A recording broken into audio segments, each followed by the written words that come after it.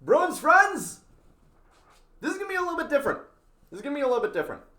First of all, it is time to hug it out because the Bruins, because that is a 6-2 victory over the Ottawa Senators. Welcome back down into the den. Actually, is it 6-2? I was talking about, 6-2. Hey, look at me go.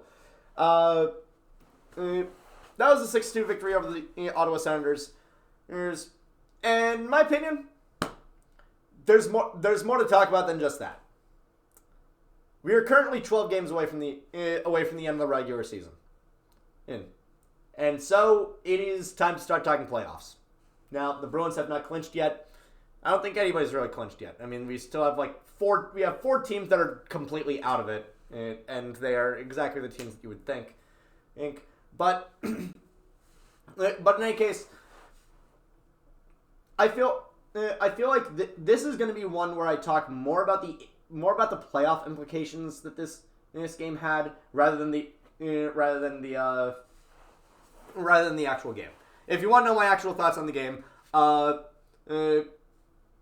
rather like how he performed, the Senators suck in the third period. Pastrnak was fantastic tonight. Brady Tkachuk is an absolute tool. And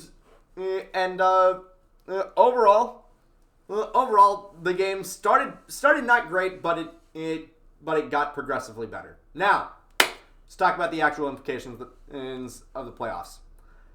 As it stands right now, we would be going into a series against the Leafs, and let's just face it, that is probably going to be another 7-game series. Let's just all cards on the table. That is a 7-game series, one in which I'm pretty confident that the Bruins win, because despite Paul Bissonnette being an absolute dumbass and saying like, oh, the Leafs are the toughest team in the entire Atlantic Division. They got Ryan Reeves, they got Tyler Bertuzzi, Jake McCabe. They got all these guys. Biz is an idiot. Let's do all cards on the table. Oh, Paul Bissonnette is a fucking idiot. He has been. He is, and he always will be an idiot. If you are legitimately listening to Paul Bissonnette on the matters of actual NHL news, you are an idiot. Well, all cards on the table. I'm not sorry for saying that. Oh yeah. Also, Justin Brazeau, fantastic game tonight. It is getting harder and harder to decide who in this lineup we bounce for Pat Maroon. To which I will always say, he is your 13th guy. You brought Pat Maroon on to be your 13th guy. You brought him in to be someone who you can bring in when someone gets injured. He is not going to. I really do not think he is going to play until game 82 when you were resting starters. Other than that, I don't know what to tell you. He's just there. Anyway, you're probably going into a 7-game series against the Leafs.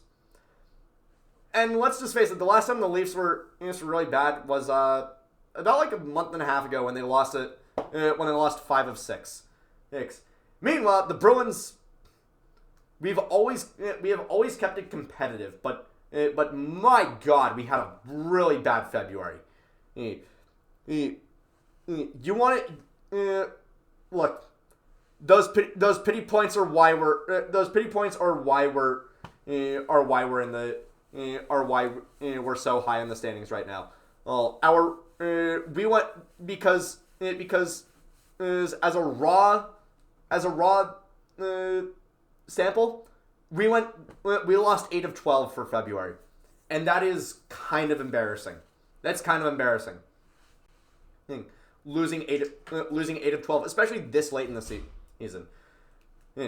So yes, I know we went to overtime in many of those, and we picked up 5 pity points, and so I think at 5 pity points, we came out with a points percentage just over 50% for February. But it doesn't matter. It doesn't matter because as a raw sample, you went 4-8. You went 4-8 in February, and that's kind of inexcusable at this point. Especially if you have playoff aspirations. So, what went wrong tonight? Defense in our own zone and the penalty kill. Andy Brickley at one point said that Linus Ullmark has been our best penalty killer, and he's needed to be, which is quite possibly the most backhanded way of saying, wow, our penalty kill is awful tonight. And you know what? He was completely right. He was so right for that. Like the goal that Shane Pinto scored tonight should not have happened, but the reason why it happened, Johnny Beecher just pinches way too hard on way too high up, and so it leaves DeBrusk and Grzelcyk scrambling to fill in the open space. Shane Pinto is just there. He can, and he's able to push it in. And that's frustrating. That is a frustrating goal to give up, especially because I like, you know me, I love Beecher. I mean shit. I have a fucking puck that he gave me. That was frustrating. That was frustrating to watch from him. Our penalty kill sucked this game. And at the start, own zone defense was terrible. Well, throughout the entire game, actually, the own zone defense was kind of not great. There were I'm pretty sure we all know. Deep into the second period, we were being outshot 26-12. And you know what the main catalyst of that was? It was turnovers. It was turnovers in our own zone. And you cannot have that. You cannot have that in the playoffs. Yes. The only reason why we won, pretty much the only reason why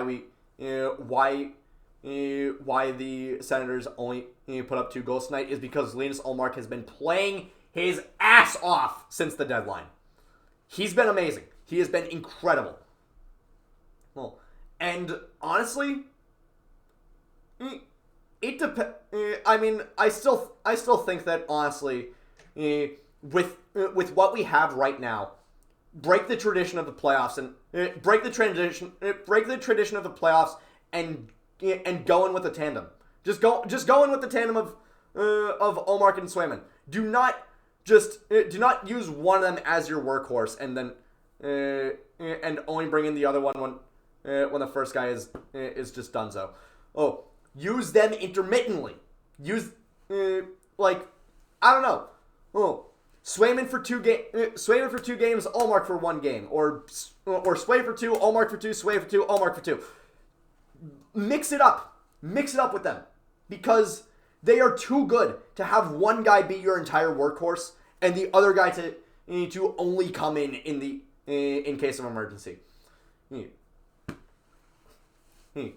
In terms of who we actually have, in terms of everybody else tonight, Peak was pretty good. Peak was the thing that is going to be the thing that is probably going to be capturing my attention for a good chunk of the rest of the season is the third pair.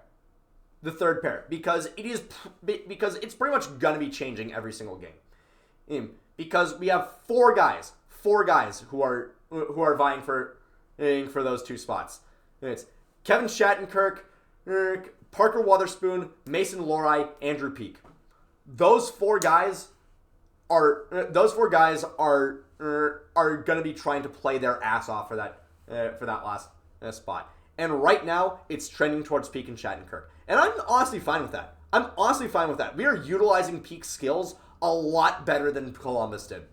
We're utilizing his skill set so much better. And I'm surprised.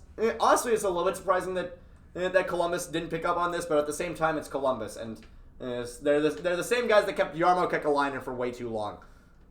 So I'm not surprised that it took this long for Peak to break out, but I'm happy that he's doing it with us. In any case, Marchand, I love him. Tonight he just looked off.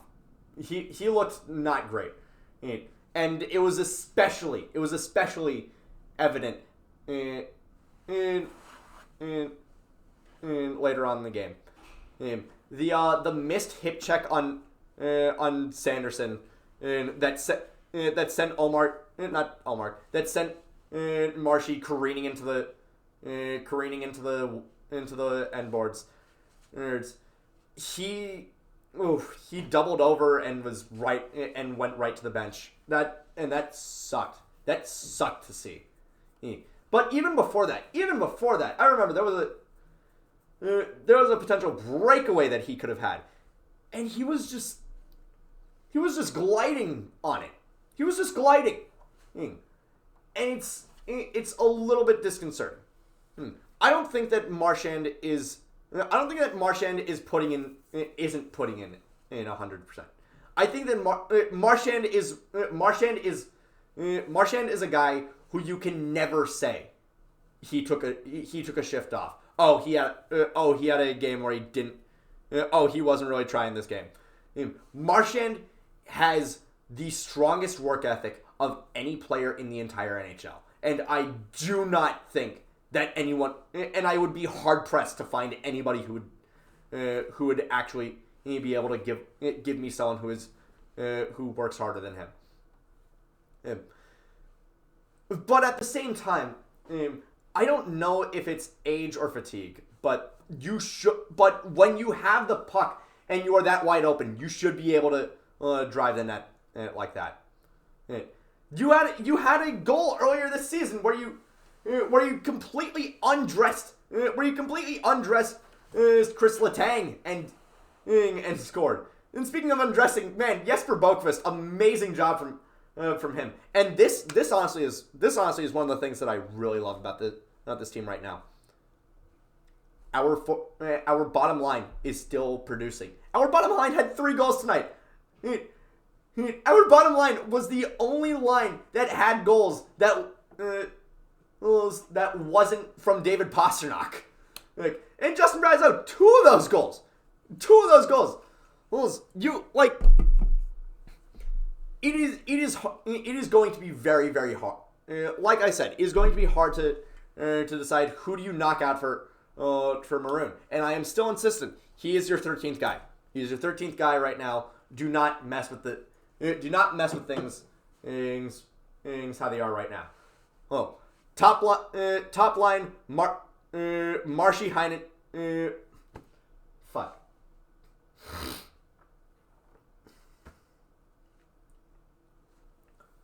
Top line, Marshy Coyle, DeBrusk. Second line, in Pasta Zaka Heinen. Third line, your Geek Squad. JVR Geeky Frederick. Fourth line, Lauko. Fourth line is Lauko. Lauko Boqvist Sprazo. That is. And I know JVR was a scratch tonight, actually. And you know what? Lauko on the third line, I was actually fine with. But Beecher, I love him. I love the fact that he's able to take faceoffs. He's one of the few. And I was talking with Andrew. I was talking with Andrew from the Short Shift podcast earlier today. Actually, yesterday. We were talking about faceoff percentages because in the Short Shift Discord, in the Short Shift podcast Discord, we were talking about the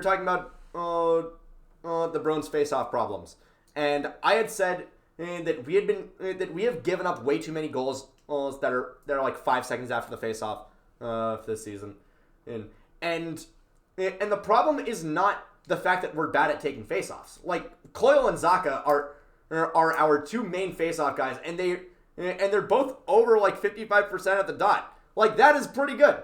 I like that. I like the fact. I like that fact. But the problem is, neither of them are over 50% from in our own zone, and unfortunately, this is not a thing that Money Puck tracks. I can't exactly immediately verify I can't exactly immediately verify whether or not their face-off percentages in their own zone. If I'm wrong with that, take it up with Andrew. Don't shoot the messenger here. But just the fact that neither of them are over 50% from the in our own zone, that sucks. That really sucks because one of the Bruins' biggest problems is own zone puck possession, and